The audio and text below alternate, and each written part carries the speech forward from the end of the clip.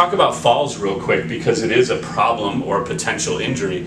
If you are having any gait problems, again, whether it's that you're fatigued, whether it's that you're tight, etc., any small change to your gait, again, with your posture or how long your step length is or what your heel does when your foot hits the ground, or that you can't clear your toes as well, whatever it might be, you can't get your leg out all the way straight at the knee. Any of those things increase your risk for falls. Why? Because you have the potential to catch your toes if you can't get that leg bent enough.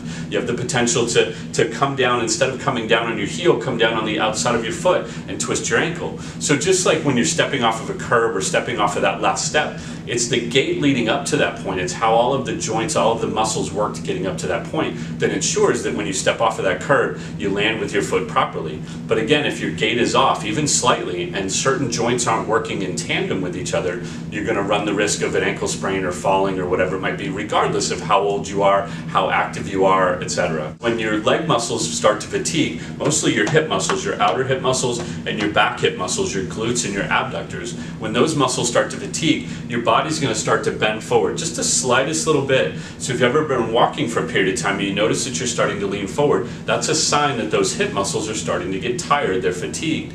And as they are tired and fatigued, your body's compensating, and again, that will set you up for the potential for back problems. More importantly, it throws you off your center of gravity. It increases your risk to just trip over your toes. You can be a healthy person with no balance problems, but you can start to trip over your toes more towards the end of a walk because your center of gravity is thrown off a little bit just because of some fatigue in those hip muscles. If you're thinking about starting a walking program, or you're currently doing a walking program, or if you have any problems with walking, whether it's pain, difficulty with walking, I can't walk that long, whatever it might be, that's really where a trained eye comes in. Somebody needs to assess your gait, because we've got to look at specific pieces, what's happening at all of those parts of that chain, and make sure that things get addressed.